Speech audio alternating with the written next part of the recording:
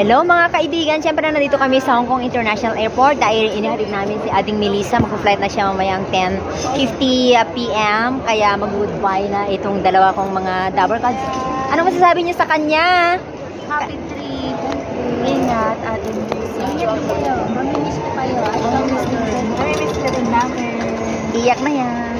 Iyak na yan. Oh, basta God bless you always, Cousin Melissa, at enjoy ang iyong bakasyon ba ito or for good na talaga? Good for. Good for. Yes, God bless you always. Bye. Farewell. Farewell hug nila yan.